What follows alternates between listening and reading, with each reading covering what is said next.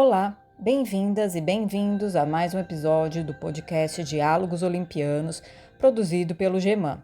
Meu nome é Thaís Pagotto Belo, sou graduada em História pela Unesp de Franca, tenho mestrado em Arqueologia pelo Museu de Arqueologia e Etnologia da USP, tenho doutorado em História Cultural pela Unicamp, meu primeiro pós-doutorado foi desenvolvido na University College London, onde terminei um estudo sobre a Boudica, que tinha iniciado durante meu doutorado.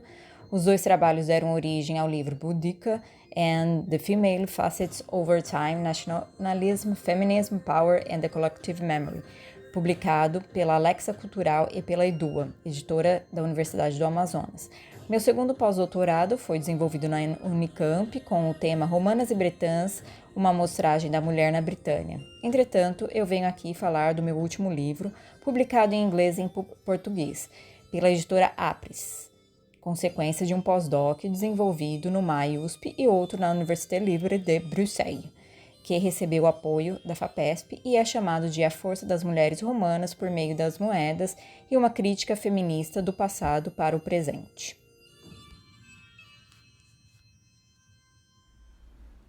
Esta obra visa expor a imagem pública de mulheres romanas como Fúvia Otávia, Lívia, Agripina Maior e Agripina Menor, compreendendo o final da República e início do Império, por meio de exemplares de moedas e fontes escritas que exemplificam as vidas delas. O objetivo desse livro é ilustrar como essas mulheres melhoraram suas imagens publicamente por meio de afazeres ligados à família imperial, ao patronato, à religião e à propaganda imperial. O patronato era uma atividade masculina que passou a integrar as mulheres no final da República e início do Império. Geralmente consistia em uma prática de ajudar a cidade de alguma forma. As mulheres basicamente contribuíam na área religiosa, como doação de status para templos, reformas de templos e assim por diante. Com isso, elas ganhavam estátuas delas ou placas com seu nome no local que elas haviam feito a doação. As fontes escritas da antiguidade deram visões de valores e mostraram as relações sociais, os princípios de propriedade, os direitos individuais e os seus deveres na sociedade romana. Tais fontes também confirmaram que as mulheres romanas desse tempo estavam inseridas em uma hierarquia de poder marcada por vangloriar um governo masculino. Nas fontes escritas, essas mulheres foram descritas em ambientes familiares, mas com exceções e, consequentemente, malquistas, formando uma oposição entre o universo público e o privado. As fontes materiais analisadas foram as moedas, com os retratos dessas mulheres, e compuseram uma formidável ferramenta de trabalho, uma vez que justificaram posições e consolidaram poderes dentro de um contexto aristocrático de competição. Como um monumento móvel, tais objetos promoveram uma audiência abrangente, mesmo longe da elite. Demonstraram que as mulheres da elite conseguiram uma proeminência aparente, esse aparente bem entre aspas, construindo uma vida social que as levaram a certa abertura política, o que contribuiu para que fossem autoras importantes da história de Roma. As mudanças femininas dessa época podem ter garantido uma alteração social em todas as categorias, principalmente nas construções culturais e atuações políticas. Esse fato fez com que a sociedade romana se moldasse a um emaranhado de circunstâncias, em que as divisões do masculino e do feminino se entrelaçaram, demonstrando uma complexidade social e de gênero. A obra em questão é dividida em introdução, 7 capítulos e conclusão. A introdução inicia-se com uma epígrafe de Anthony Giddens, que mostra o quanto a masculinidade está sendo vista como problemática atualmente. A dissonância entre passado e presente estão constante nessa obra, principalmente na introdução, capítulo 1 e conclusão. Depois disso, há uma discussão sobre o conceito de gênero, história das mulheres e estudos de gênero, sem contar com o debate sobre o patriarcalismo no passado e no presente. É narrado o motivo pelo qual esse trabalho é importante na atualidade, demonstrando quando foi o início dos estudos das mulheres da antiguidade e como estão esses estudos atualmente, consolidando a ligação desse tema com o movimento feminista em geral e o movimento feminista acadêmico. Ainda na introdução é explicado o que se esperar desse trabalho, onde é colocado todas as questões importantes do estudo da numismática para tal análise de gênero. Mas eu digo que a importância maior desta obra é realizar um convite à reflexão da percepção da realidade presente, mediante uma abordagem analítica das condições aperfeiçoadas dos estudos das mulheres da antiguidade. Consiste, assim, em um desígnio capaz de gerir consciência e coerência dos fatores atuais femininos, em contraposição à existência de uma variedade e semelhança sobre a mulher do passado. Para iniciar o trabalho, no capítulo 1, foi necessário demonstrar como era a vida em geral das mulheres da elite romana no final da República e início do Império. A explicação vai desde o envolvimento delas na religião e nos aspectos da pudicítia até a posição familiar, para fazer parte de um sistema dentro de um patriarcalismo estrutural baseado no discurso religioso, histórico e jurídico. Lembremos que por pudicítia estou entendendo que ela estava relacionada com a virtude sexual, ou seja, ao comportamento sexual. Contudo, era o único termo relacionado ao orgulho na filosofia política. Ela era uma virtude que fortalecia tanto homens quanto mulheres, mas sua expectativa poderia atenuar as diferenças entre eles. O capítulo 1 se inicia com questões atuais sobre aborto e sexualidade feminina e desenrola a narrativa com o conceito de pudicítia romana, padrões de gênero, casamento, maternidade, estupro romano por meio dos mitos de origem dessa sociedade, como, por exemplo, o estupro de Réia Sílvia, o rapto das Sabinas, o estupro de Lucrécia e a tentativa de estupro de Virgínia. Além disso, é explanado como estudiosos atuais, como Anthony Giddens, interpreta esse tipo de violência e como a dominância masculina de Bourdieu pode ser necessária para tal interpretação. Antes da explicação da vida e das moedas de Fúvia, Otávia, Lívia, Agripina Maior e Agripina Menor, no capítulo 2 é explicado como a imagem dessas mulheres, por meio de estátuas, bustos, placas, moedas e outras formas, alcançaram o público e como tais materialidades foram importantes para compor um repertório da vida pública dessas mulheres. Nesse momento, também é explicado como as mulheres da elite romana entraram na atividade do patronato, que por muito tempo foi algo apenas masculino. Essa atividade foi fundamental para as introduzirem na vida pública, passando a fazerem parte de uma propaganda governamental com o direito de serem lembradas e atuarem de acordo com o império. Tais amostragens femininas confirmam uma vida econômica um pouco mais independente, entre aspas.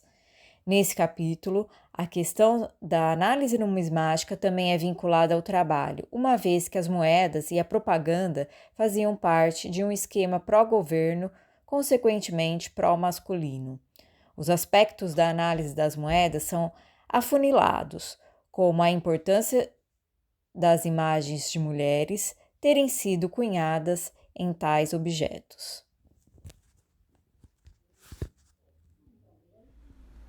Depois de tais capítulos explicativos, o trabalho adentra em cada personagem.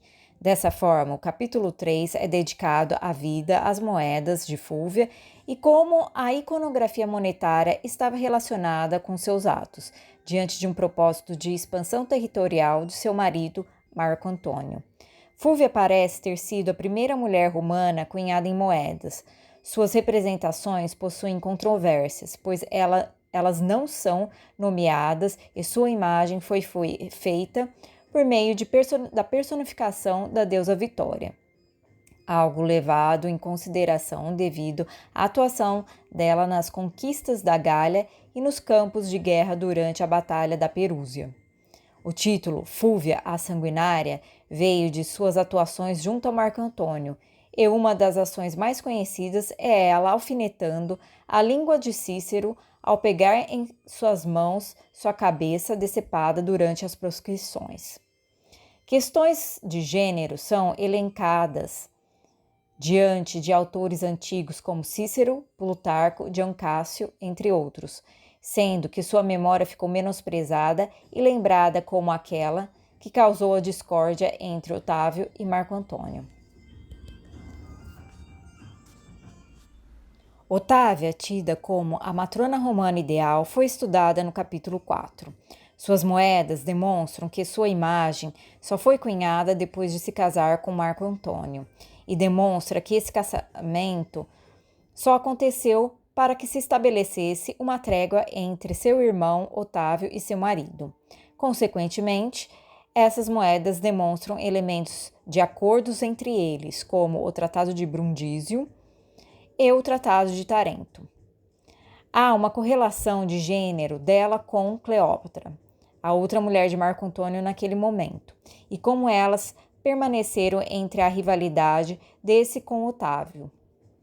Algumas moedas de Cleópatra são analisadas em decorrência de uma comparação com as de Otávia, e há uma análise interseccional de Cleópatra, uma vez que autores como Horácio, Propércio e Lucano a deploraram durante o governo de Augusto.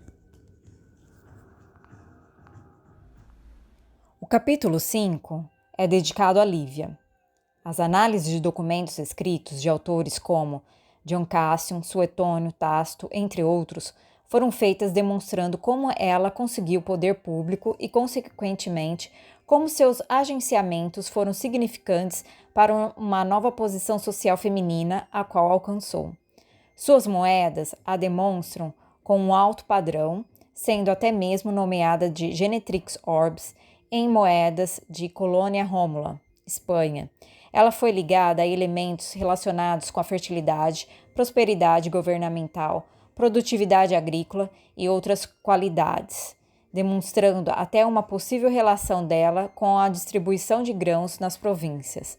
Além dela ter sido representada por meio da personificação de deusas como Ceres Deméter, Juno Hera, Bonadeia, dentro e fora de Roma, e por fim ter recebido o título de diva.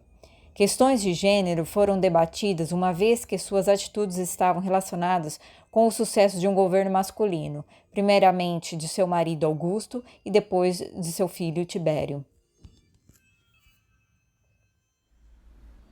O capítulo 6 é dedicado a Agripina Maior e a análise de suas moedas foi voltada à sua importância póstuma, memorial e de celebração maternal, uma vez que elas foram cunhadas depois de sua morte durante o período do governo de seu filho Calígula.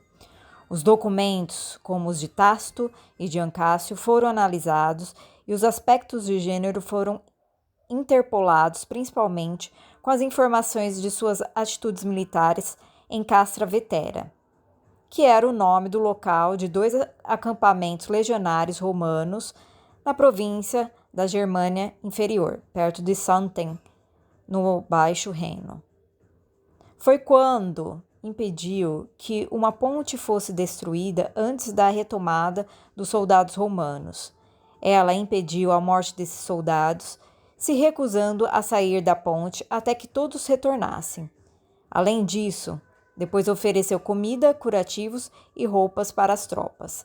Ela morreu de fome na ilha Pandatária, por conta do exílio que Tibério a fez se submeter, mas foi honrada principalmente após a sua morte. Sua memória foi resgatada pelo seu filho, mais novo, Calígula, sem dissociar sua memória do odiado Tibério, quando a cunhou em moedas de celebração póstuma.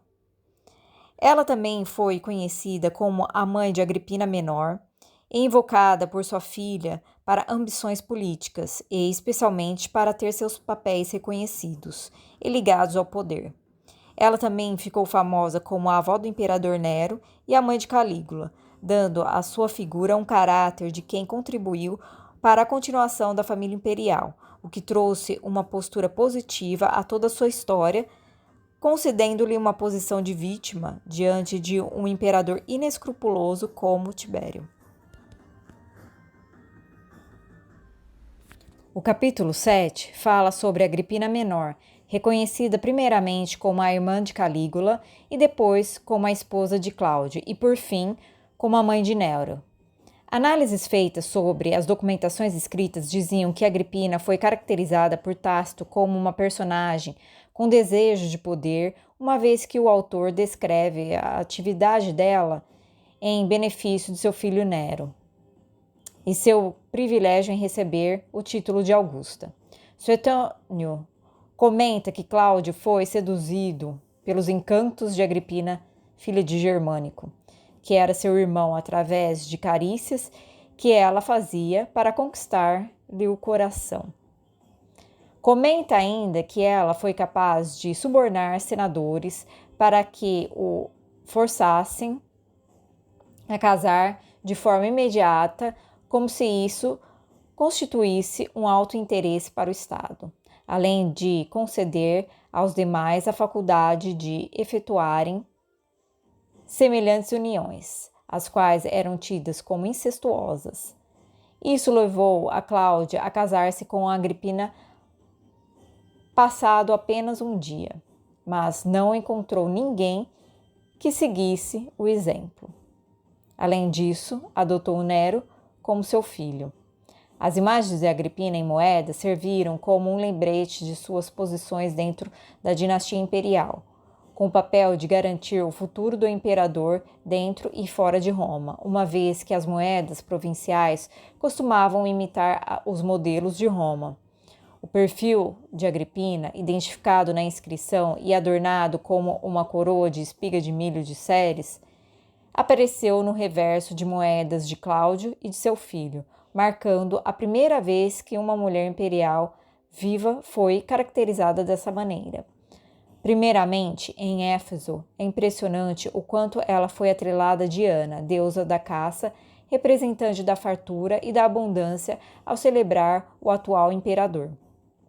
As fontes documentais e materiais acabam por demonstrarem que as frustrações de mulheres como Agripina Menor existiam mais pelo fato de estarem em uma sociedade que as excluíam do poder público, do que por uma afirmação acerca de se elas eram ativas em ações femininas.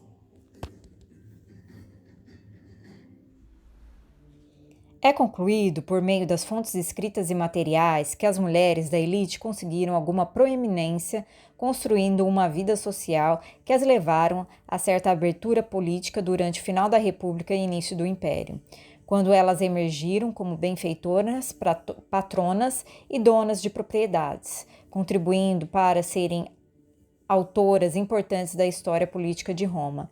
Tais mudanças dessa época podem ter garantido uma alteração social em todas as categorias femininas decorrentes de suas construções culturais e atuações políticas. Em face dessa perspectiva, eu finalizei esse trabalho compondo o fato de que o maior problema constatado aqui foi a posição feminina na sociedade romana. Entretanto, observei que essa questão não está fora da preocupação do presente, uma vez que uma das edições de 2020 da revista Pesquisa FAPESP foi dedicada a demonstrar dados da presença das mulheres na ciência. Termino o trabalho mencionando que as mulheres estão, há mais de 2.000 anos, compondo majoritariamente um lugar social secundário. Sobre isso, sugiro ler o livro O Segundo Sexo, de Simone de Beauvoir.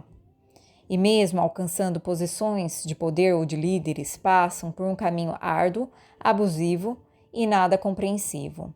A historicização desse passado feminino se faz importante para demonstrar a simetria e a diversidade dos contextos históricos, evidenciando as semelhanças do passado com as do presente, revelando e acrescentando uma consciência da abrangência da dominação masculina dos dois períodos.